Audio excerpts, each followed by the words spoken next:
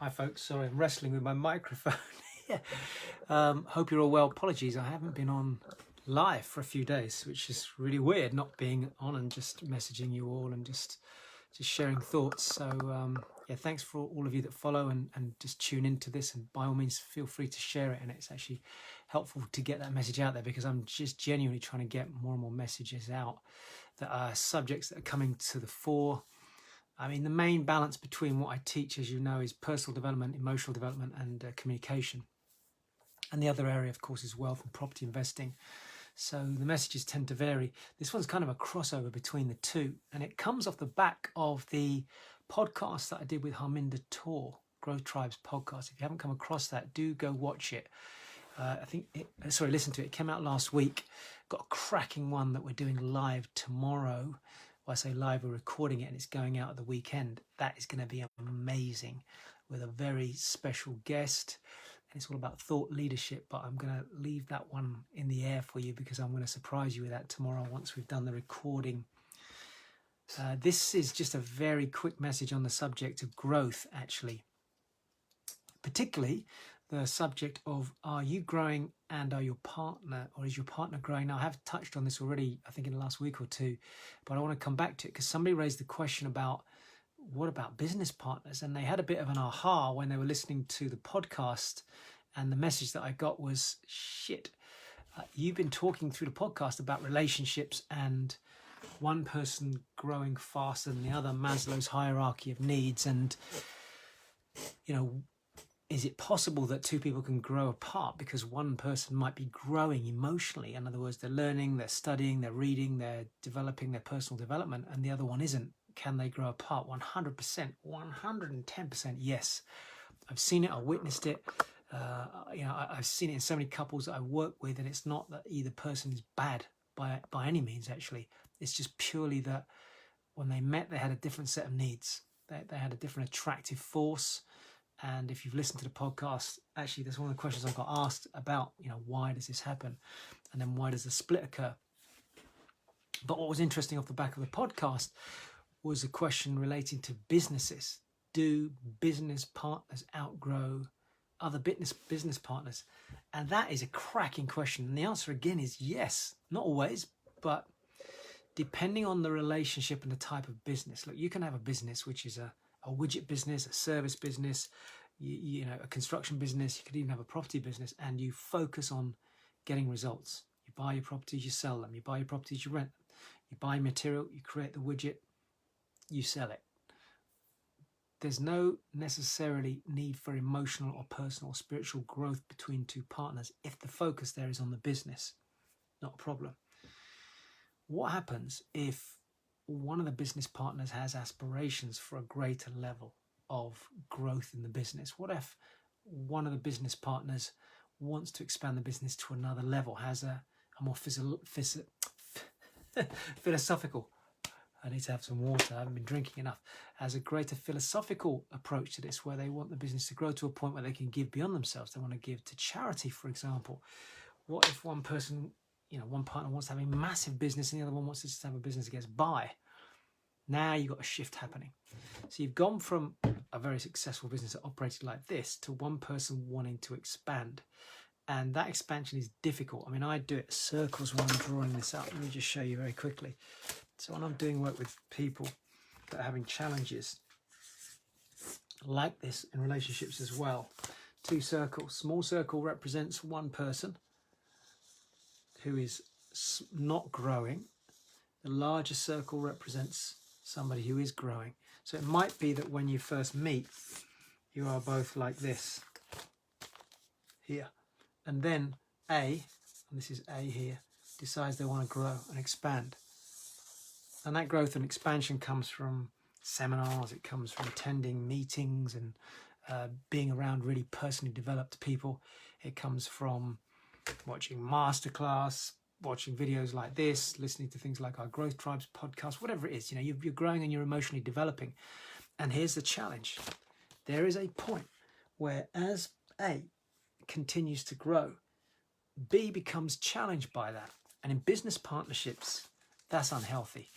Because if you're in a business partnership and you and your business partner are, evolving at a different level, and your main business partner that you've been with for years has decided to stay, they're happy to do what they're doing, keep the status quo ticking over, and you're like, yeah, but we could do this, we could start another business, hey, we could do this, we could do that, and then you start talking to other people that are in that mindset, you will be attracted to, you'll be drawn to the people that are around you that are evolving at a different level, and you will find a split happening in that business partnership. In the same way a split can happen in a relationship. So if at this moment in time you're aware of that, you're noticing it, it's a good time to have a conversation now. I think COVID has certainly brought a magnifying glass out in that area. It's a genuine observation. And I would say if you don't know what signs to look for, if you feel frustrated with the other person because they keep going off and learning new stuff and expanding and trying to do all these things, you might be the person here that is deciding not to grow.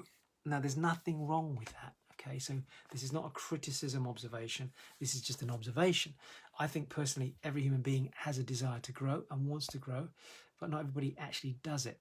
So if you're observing a business partner doing it, my statement to you is have a conversation pretty quick, because you might find they start courting other people. They might fall in love with other people's business ideas and be pulled away from your business, which doesn't serve your business or yourself either.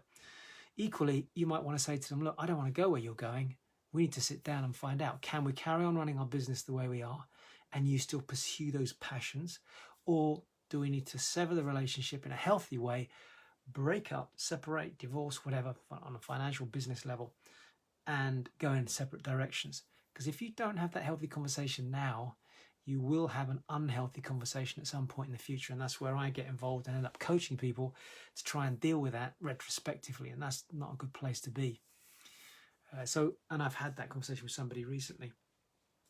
And in fact, when I'm sitting down with somebody that's looking to start a business, or maybe a small group of people that's looking to start a business, first question I ask is, are your values aligned? Is your vision aligned? Do you want the same things? And most people go, yeah, we want this. Yeah, okay. Beyond that first 6 to 12 months, what about 6 years? What about 10 years from now? Yeah, well, what about that later? But what about this?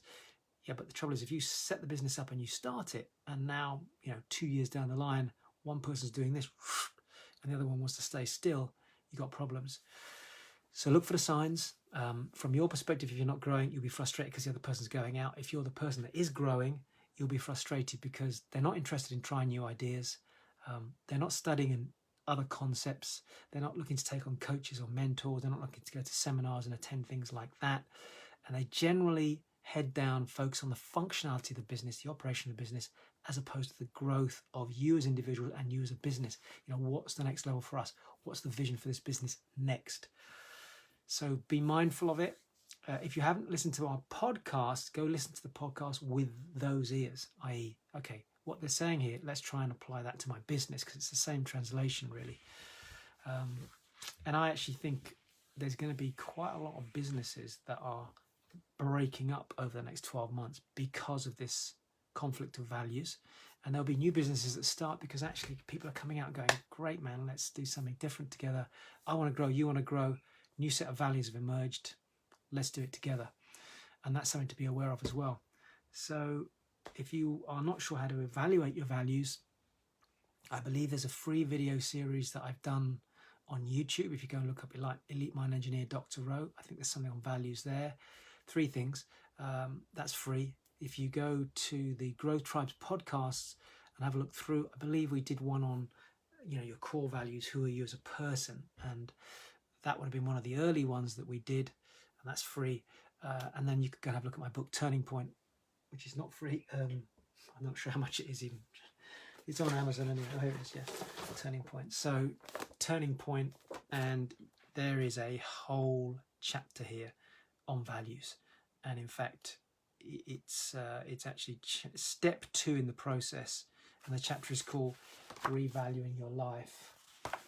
I might actually do a reading from this. Actually, I've got to carry on the readings, haven't I? Finish that. And that is really a chance to process your own core values.